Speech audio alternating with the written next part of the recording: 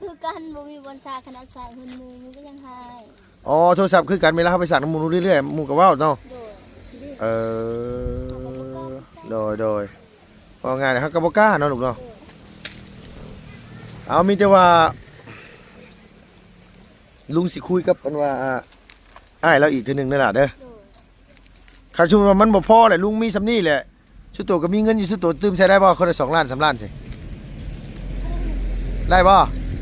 อาชุมว่าลุงบอกว่าลุงมีอยู่ตีชับแบบ10 ล้านอ้าวคันรถมัน15 ล้านก็ขาด5 ล้านเนาะสุดเจ้าก็ตื่มใช้สุดเจ้าก็มีเงินอยู่ เอาไว้เฮียนค่ะ เอาไว้ลงทุนเฮียน ทุกหมูนั่นแหละเนาะ หมูมันกินอิ่มแล้ว แล้วหมูมันท้องแตกแล้วเนาะเนาะ เก็บไว้เฮียนลุง เก็บไปเฮียน เขาเก็บค่าไฟค่าน้ำเด้เวลาเขาเฮียนเขาบ่มีเงินเขาก็อายหมูเด้ อ๋อค่า น้ำมันก็บ่มี ค่าไฟอันว่ายุงเฮียนน่ะลูกล่ะ โดย ค่าน้ำ โดย ต้องเสียบ่ลูกล่ะ ค่าต้องเสียเช้าเขา เข้าบ้านดงนี่บ่ โดยเขาจดซื้อซื้อน่ะแสนสามแหละ โดยอ๋อจดชื่อเข้านี่อยู่บ้านดงนี่เฮาสิขึ้นมอนี่ต้องเสียทุกคน โดย มองง่ายๆว่าเงินนั่นที่ทุกหลานหยอดตะมูไว้นี่เอาไว้เป็นทุนการศึกษาเนาะ โดย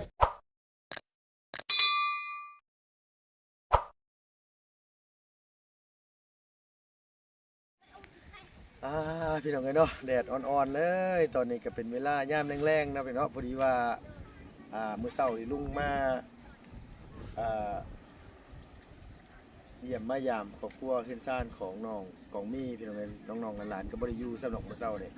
มาแล้วเพิ่นไปโรงเรียนเบิดเลยเนาะพี่น้องพอดีว่ามีทางไอ้ใหญ่ใจะดีไอ้ฮักลุงนี่แหละพี่น้องเพิ่นก็อยากให้ลุงมาสะใภ้อีหลาเพิ่นเพราะว่าเพิ่นให้ลุงมันว่าเขียนจดหมายมาหาทางน้องกองมี่ไปสั่นว่าเนาะพี่เนาะแต่ว่าทั้งนี้ทั้งนั้นน่ะ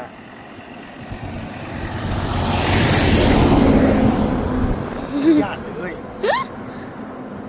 ไม่ครับนะ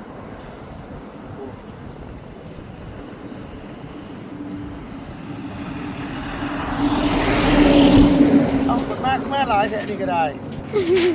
ก็คือน้องของมีเพิ่นอ่านหนังสือบ่เป็นพี่น้องเอ้ยน้องของมีเราอ่านหนังสือบ่ได้เราบ่ได้เข้าโรงเรียนเนาะน้องเพิ่น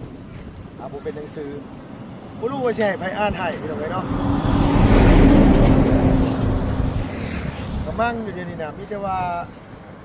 ลุงสิถามทางกันหลานๆก่อนว่ามีไผอ่านแบบจะแจ้งแน่นะพี่น้องแต่ว่าทางลุงทายน้องชายเพิ่นเปิดโตน้องชายเพิ่นมื้อเช้านี่น้อง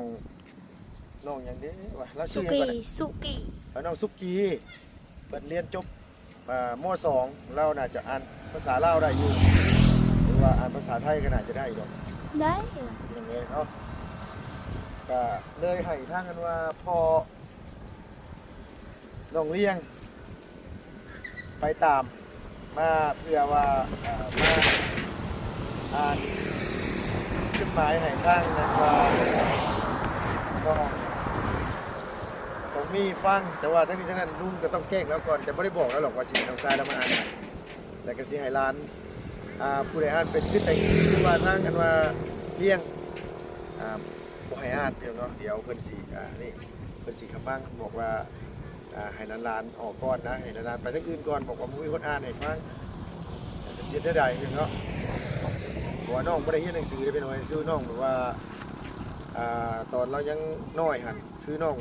มันอยู่ไกลหมู่เลยแล้วรุ่นเรามันมีผู้เดียวนี้ทางท่าพ่อท่าแม่แล้วก็ญาติรถย่านล่างย่างไปเฮียนอยู่บ้านสกีพีนหมู่พี่น้องมันก็ไกลเติบเนาะน้องก็บ่ได้เฮียนเลยไปซั่นว่าบ่ได้เป็นบอกง่ายๆก็คือเป็นคนบ้านๆลุกมันขยันแบบว่าเป็นเด็กน้อยคนนึงที่แบบว่าสู้ชีวิตอยู่เลยแบบว่าทางอ้ายเพิ่นเห็นแล้วก็อ้ายเพิ่นอยากส่งเสริมเนาะน้องก็อยากได้หลายอย่างอยู่อย่างเพิ่นพวกหุ้นครัวน้องก็บ่ได้ดีได้พี่น้องเวลาฝนตกฝนลงมากก็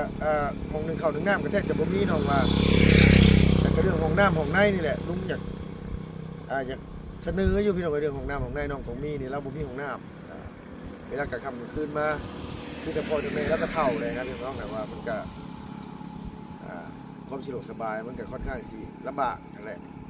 มันบ่มีเนาะคันว่ามันมีห้องน้ำของในแล้วก็น้ำอยู่หั่นมันมีหลายแล้วเฮาเฮ็ด อ่างเฮ็ดหยังเปิดน้ำเข้าไปมันก็ง่ายเนาะพี่เนาะมีแต่ว่าสิให้ทางน้องทรายเพิ่นมาอ่านให้เรามา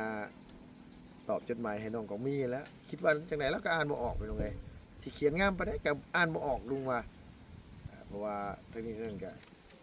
ลุงก็บ่ได้เขียนมาหลายหรอกเพราะว่ายันน้องเพิ่นอ่านบ่ออก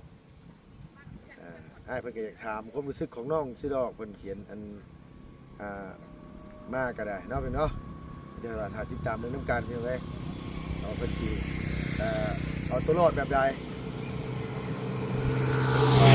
เอาตัวรอดได้บ่เนาะพี่เนาะผมเป็นหนังสือนี่ซ้ำคนหลงทางนี่พี่น้องเอ้ยสิบอกให้เช็ดได้ไหนยังมาอยู่เอ้าเพิ่นกำลังอาบน้ำอยู่มีแต่ว่าท่าจักหน่อยเนาะพี่เนาะโดยผู้นี้อาบน้ำแล้วผู้นี้นะโดยสบายดีเด้อลูกหลานเด้ออีหลานนี่อ่านหนังสือลาวได้อยู่เนาะตัวเนาะอ่านได้เนาะ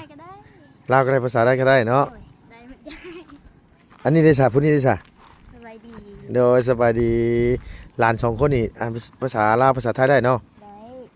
แต่ว่าทางอันว่าลุงสิมีแนวมาสะไผ่น้าสาวเจ้าแหละลุงเขียนเป็นตัวหนังสือมาแต่ชุบหลานบ่ต้องอ่านนะบอกว่าให้เจ้าอ่านเองว่าสินะโดยบ่ซั่นก็ชุบเจ้าแกล้งบ่อยู่ไปเลยชุบเจ้าบ่อยู่ไปเลยนะแล้วบ่ต้องให้เห็นชุบเจ้าเลยแหละแล้วสิให้ไผอ่านให้นะแบบว่านี่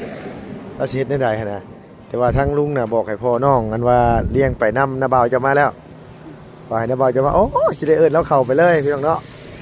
ให้เพิ่นแบบว่าโล่งใจนะให้เพิ่นไปบ่เป็นแล้วนะคิดอุกแล้วฮะอาบน้ำหน้าบูดๆแล้วนะกำลังขึ้นตะเฮือนเด้มันน่ามาแต่แล้วเพิ่นฮู้ลุงบอกได้เลยว่าสิมีจดหมายมาจากอเมริกาลุงว่าเขียนมาหาเจ้าสิอ่านเป็นบ่ลุงบอกให้เพิ่นเได้เฮียนอยู่เมื่อคืนนี่บ่ได้เฮียนเลยเอาแล้วฮะเราจื้อไว้เนี่ยเราเฮียนแม่นบ่แม่นจื้อไว้อยู่แล้วฮู้อยู่กินข้าวกับโดยเฮ็ดหยังโดยแปลว่าคันว่าเพิ่นเฮียนเพิ่นจื้อได้อยู่เนาะลุงเนาะพี่น้องเอ้ยทางลานๆเมื่อยบ่มื้อนี้น่ะเมื่อยใช้มือน่ะทำท่าอ้างได้ฮอด3ท่อนอยู่บุนี่น่ะกว่า10ท่อนอีกใช้ลุงมึงดูมือน่ะใช้โอ้อันนี้ถูผ้าเอาดึงน่ะบ่โอ้คืออันว่าถากอภัยมันมาดูแลดูนี่นะนี่ถือบอลอันนี้เด้เฮ็ดอ๋อโดยตอนแรกว่าสิพาอันไปอีหยังว่าพี่น้องไปอันว่าหม่องที่เพิ่นสิจ้างอันไทยใช่มั้ยนะไกลบ่ล่ะสวนเจ้าไปบอลสวนกล้วยหั่นบอลบ่บุญไปบอลก็มีไปตัดกล้วยให้บ่บุญมื้อนั้นแต่ว่าลุงมาสิเมื่อมื้ออื่นเพิ่นบอกว่าเพิ่นสิพาไปตัดกล้วยแต่เป็นมื้ออื่นเพิ่นแหละสิได้บอกเพิ่นโดยเนาะอันนี้ก็เรียกว่าฮะบ่เอาจะดีไปอยู่ใช้จะดีนะไปหาจะดีป่ะไปหาจะดีก่อนพี่น้องเอ้ยมาสอกเว้ยกำลังมาสุเจ้านี่มีแต่มักเว้ากับกันที่เจ้าน่ะเนาะผู้นี้นี่เป็นยุพี่น้องเอ้ยอันนี้ลูกคนลาวเด้เราเป็นลูกลาวอย่าได้มาเพิ่นเอิ้นมาลูกหล่ะคันว่าเฮาไปใส่แล้วเฮากลับมานี่ฮะแต่มาบ่แม่นเมื่อนี่คือเมื่อนี่เฮาไปแล้วจังซี่โดยโอ้เรามีศพมือโดยสบายดีเด้อโดยสบายดีเด้อสบายดีเป็นยังติดผมน่ะเป็นยังติดหมวกน่ะโดยบ่ได้ยินนั่นว่าเมื่อกี้นี่เอาหมวกก่อนลูกเอาหมวกก่อนไอ้เยอะโดยเอาไปนั่งน้ำกันด้วย2คนชื่อเจ้านะแต่งกินก็ไปนั่งก็ได้คันแต่งกินกันว่าอยากมีส่วนร่วมก็ได้นี่ส่วนร่วมนั่นบ่มีจ้ะเอาเนาะบ่มีก็นั่งน้ำกันก็บ่ได้บ่เห็นว่าก็ได้โดยอันว่าจะดีลูกล่ะอันลูกเปลี่ยนใจอยากได้สียังก็ สีแดงเนาะ แดงใจ สีแดงเอาสีแดงนะลูกเนาะบ่เอาเป็นบ่สีดำนะ เนี่ยลุง เนาะ ไฟฟ้านะพี่บ่ได้บ่มีไฟฟ้าเด็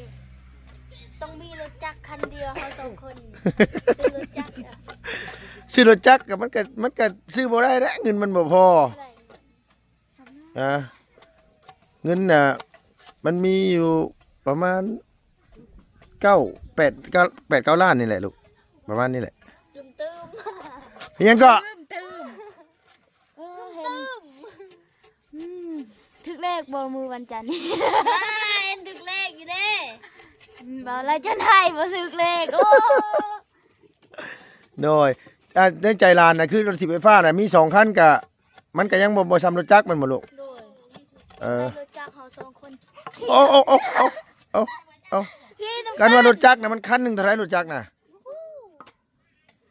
คันหนึงประมาณ15 ล้านนี่บ่มีบ่15 ล้านมีบ่ฮะโอ้ตัวแห้งน้อยอยู่เอาโดยเอาติดแข้งติดขาไว้เอาโดยเอาคันเอารถถีบไฟฟ้ามาน่ะมันบ่มีไฟฟ้ามันบ่ลูก โดยเลย ไฟฟ้าเข้าเฮือนเพิ่นคิดเท่าไหร่ไฟฟ้าเข้าเฮือนน่ะ ประมาณ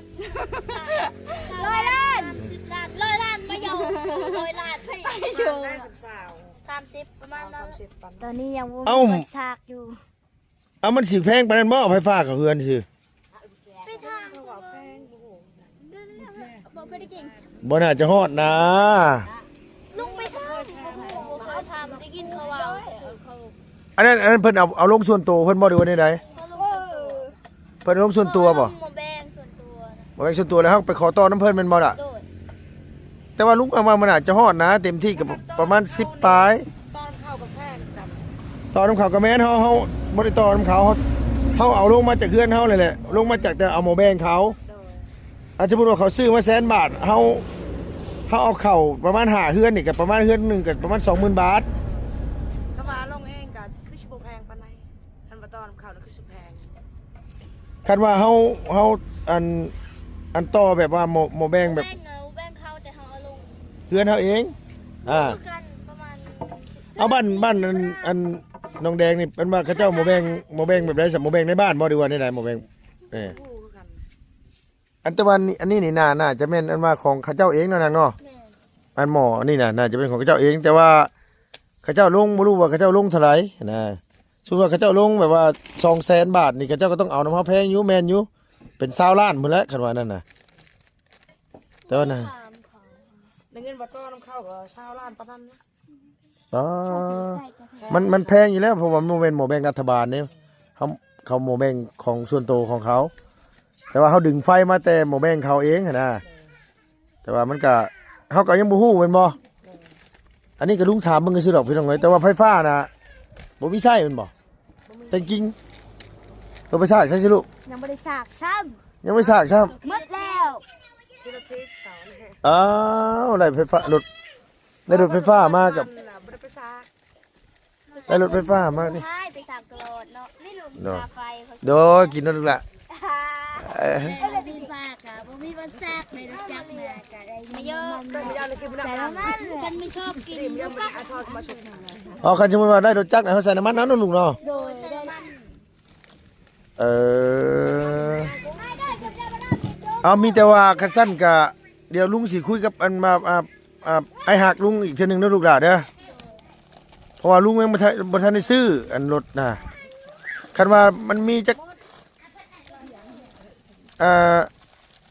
15 ล้าน16 ล้านนี่น่าจะซื้อได้อยู่มั้งเขาว่ารถมือสองรถเวียดเนาะคือเขาบ่บุญซื้อมาน่ะมีแต่คันงามๆนะเขาซื้อให้คนบ้านซื้อให้คนบ้านสกีน่ะคันมันยังงามหนึง10ปลายล้านหนึงได้อันว่า ได้บ่10 บาท เนาะ15 16นี่ก็งามอยู่ในรถน่ะโดย ว่าเขาอยากได้รถจักรแบบว่าเขาขี่นำกันเนี่ย โดยคันได้รถจักรมันสิง่ายกว่าเนาะลูกเนาะ โดยรถไฟฟ้าน้ำหนักบ่มีไฟ รถไฟฟ้ามันยากมันบ่มีไฟเนาะ โดย อ๋อว่าง่ายว่าคือไล่รถไฟฟ้ามาก็ยากมองสากอีกเนาะลูกเนาะ โดยถ้ารถจักรเอาใส่แต่ละมัน ใส่น้ำมันแล้วก็ไปได้เนาะ โดย อันนี้มันเบิดแล้วก็บ่มีขี่ไปคือเก่าเฮาสิไปสากเฮือนหมู่กับไปบ่ได้บ่ บ่ได้เขาก็ให้ เออจะดีได้จะดีอยากได้รถจักรหรืออยากได้รถถีบไฟฟ้าลูกล่ะข้าสมมุติว่า2คนนั่นว่าสิเพิ่นสิซื้อให้เจ้าแล้วนี่ นั่นน่ะวะ โอ้ คันเดียวขี่ได้ 2คนคันเดียวขี่ได้เนาะลูกเนาะโดย อย่าจะมี เอานั่งใกล้ๆมานั่งใกล้ๆพี่มานั่งใกล้พี่เอาแน่ๆมันสิได้กันว่านี่โดยยับมาลูกยับมาว่าสิอันนี้แต่ว่าเอามาถามหลาน2คนก่อนพี่น้องเอ้ยก็คือเป็นไปได้นะเขาอยากได้รถจักรซะเนาะนางเนาะคันหนึ่งเนี่ยขี่2คนเนี่ยสบายเนาะคือจะดีกับอยากได้รถจักรคือกันเนาะลูกหลานเนาะกับบ่แปลกดอกพี่น้องเอ้ยเพราะว่าร้านบ่มีไฟฟ้าสมมุติว่าเขาได้รถถีบไฟฟ้ามาบัดมันเบิดแบตบัดบ่รู้สิไปสากใส่สุดท้ายก็เป็นนั้นว่าเศษขยะอีกคือเก่าได้เนาะเฮ้ยเนาะก็คือกันบ่มีบนซาขนาดสายหุ่นมูมันก็ยังหาย อ๋อโทรศัพท์คือกันเวลาเขาไปสั่งน้ำมูลเรื่อยๆหมูกับว่าวเนาะโดยพองานนะครับกับบก้าเนาะลูกเนาะเอามีแต่ว่าลุงสิคุยกับมันว่าอ้ายเราอีกทีหนึ่งนั่นแหละเด้อ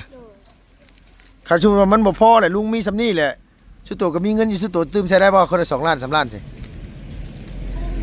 ได้บ่ชุดว่าลุงบอกว่าลุงมีอยู่ตีชับแบบ10 ล้านอ้าวคันรถมัน15 ล้านก็ขาด5 ล้านเนาะชุดเจ้าก็ตื่มใช้ชุดเจ้าก็มีเงินอยู่เอาไว้เฮียนค่ะเอาไว้ลงทุนเฮียน ทุบหมูนั่นแหละเนาะหมูมันกินอิ่มแล้ว หมูมันท้องแตกแล้วเนาะเก็บไว้เฮียนลุง เก็บไว้เฮียนเขาเก็บค่าไฟค่าน้ำเด้เวลาเขาเฮียนเขาบ่มีเงินเขาก็อายหมูเด้ ค่าน้ำมันก็บ่มีค่าไฟอันว่ายุงเฮียนน่ะลูกล่ะโดยค่าน้ำต้องเสียบ่ลูกล่ะต้องเสียเช้าเข้าบ้านดงเลยบ่โดยเขาจดซื้อน่ะ130,000แหละโดยจดซื้อเข้านี่อยู่บ้านดงนี่เฮาสิขึ้นมอนี่ต้องเสียทุกคนโดยมองง่ายๆว่าเงินนั่นที่ทุกหลานยอดตะมูไว้นี่เอาไว้เป็นทุนการศึกษาเนาะโอ้โดยไปโรงเรียนแล้วเขาก็เก็บไว้มีแต่ว่าเอาจังซี่เด้อเดี๋ยวบ่แรงลุงเมื่อนี่ลุงสิคุยกับอ้ายฮักเพิ่นและบ่สั่งซื้อซารถสิไฟฟ้าเนาะให้เป็นเปิดสมทบมันซื้อรถจักรซะเนาะลูกเนาะเอาคนคันหนึงได้2 คนเนาะและชุดเจ้าตกลงกันว่าสิไปนํกันหลาน2 คนนี่เนาะโดยนี่น่ะอยู่นี่มียี่แม่อยู่เต่าว่ะรอเรา2 คนเป็นพี่น้องกันเขาก็ต้องขี่นำกันเวลามีรถเขาก็แบ่งกันขี่ไป3กันยังได้เนาะลูกหลานเนาะได้กับแต่งกิ่งสิยังได้เนาะแต่งกิ่งเนาะให้ลาวอนผู้เดียวย่างได้เราเป็นผู้ชายเด้ลาวอนก็ย่างน่ะเป็นผู้ชายเด้ผู้สาวอัด3ก็เห็นผู้บ่าวก็บีบแกใช่แม่น่ะ30 มื้อครูว่าเก็บค่าธรรมเนียมเด้อ3-4 มื้อนี่ค่าประวัติ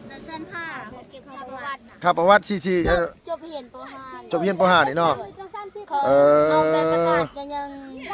โดยเอามีแต่ว่าเดี๋ยวลุงสิคุยปรึกษากับเพิ่นใหม่อีกทีนึงเนาะล่ะเนาะแล้วก็มีแต่ผู้นี้แหละย่ำแนมเวลาอาบน้ำกินข้าวแรงๆให้เอื้อยสอนนะลูกเด้อให้เอื้อยสอนที่ผู้เพิ่นเป็นน่ะให้ทั้งเป็นอยู่เป็น1สอนแล้วเดี๋ยวเราก็พยายามเป็นเพราะว่าขึ้นมอนี่เพิ่นบ่ได้สอนคืออยู่ป.เด้อลูกหลานเด้อเพิ่นสิเขียนใส่กระดาษแล้วเพิ่นสิเขียนใส่กระดานแล้วให้เฮาเขียนเองอ่านเองเจ้าเป็นบ่เป็นก็อยู่ในหันให้เฮาเล่านำโดยแล้วเพิ่นก็ให้เฮาเล่าสมมุติว่าเจ้าบ่เป็นแล้วเพิ่นน้องใจดีออกมาอ่านอันว่าให้หมู่ฟังแน่บ่ได้เสียนะเนาะอยากแต่อยากอายที่มันบ่แม่นว่านี่เนาะเป็นหนังสือเฮาก็อ่านโดยก็อยากอายน่ะใส่เฮาก็ยากโดยจักหน่อยมันสิมีอยู่คนอยากอายจักหน่อยนี่แหละบ่โดนหรอกจักหน่อยมีแน่ๆน่ะคนอยากอายนี่นะมีใครฮู้ดอกภาษาอังกฤษเมืองน่ะตะดังแน่เอาอยู่พี่ว่าอย่าเด้เฮ้ยเอาสบายดีเด้อนางเด้อแล้วนักบุญนักบิวจังเลย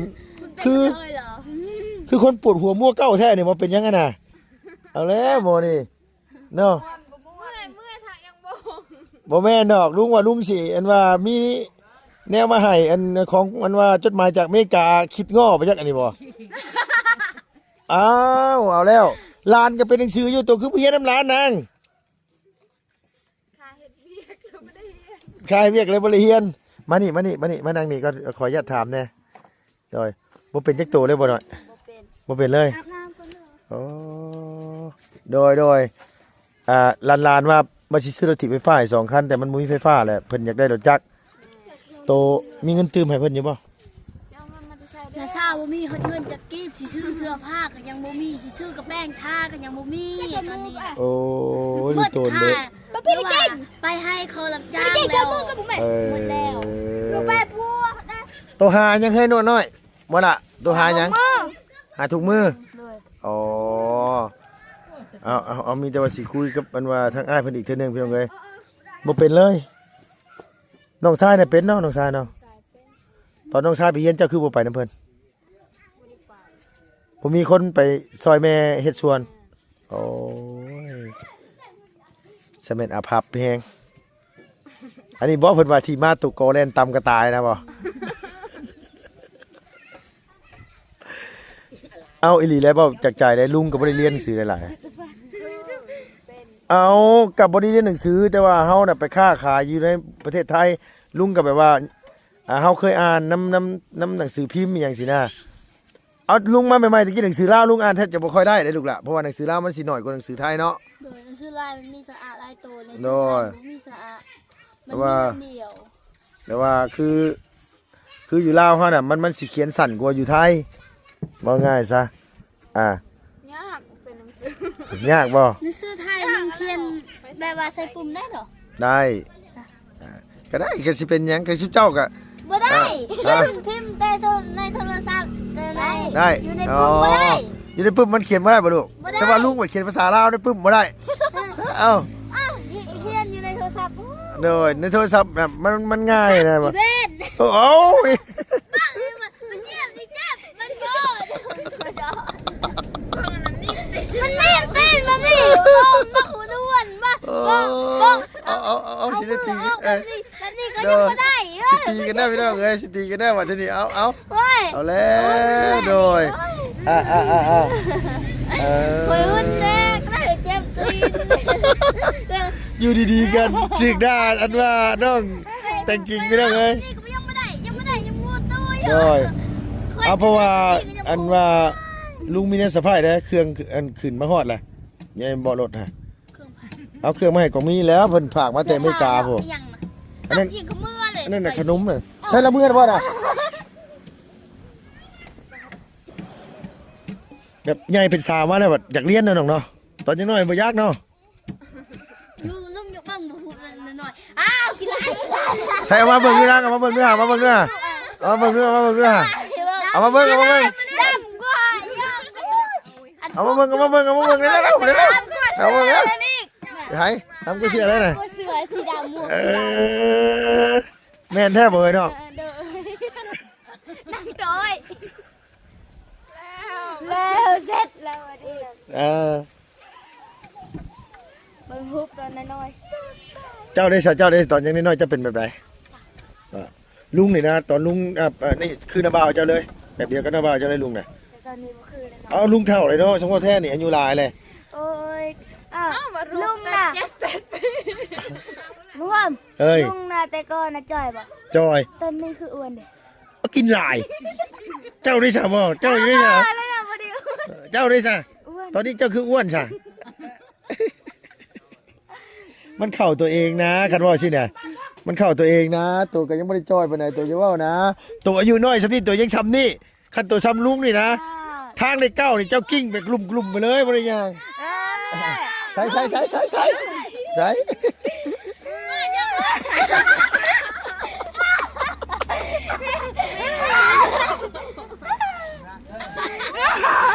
ก็มีอยู่ได้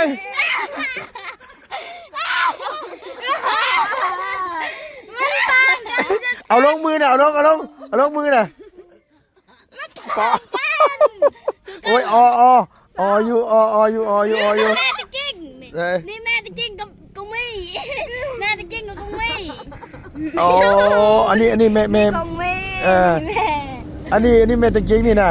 อันนี้หมออันมาขุดยางโบงยืนหมอปา นี่ตอนกำลังขึ้นเป็นสาว ใช่ลูกมึงตรีดู บ้องกุ้งมี่ตลอดตอนนี้นะกุ้งมี่นี่ โอ้ตอนยังน้อยตากับพวกใหญ่คือกันเนาะตาพวกใหญ่เลยด้วย นี่ตอนกุ้งมี่ขึ้นเป็น ใช่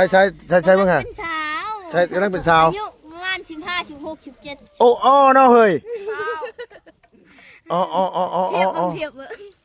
อยู่กลางๆนั่นเลย คือกรรม คือกันอยู่เริ่มคือกันนะเริ่มคือกันนะ นี่ ใช่ นี่แม่ตะจิ้งนี่กงมี่ อันนี้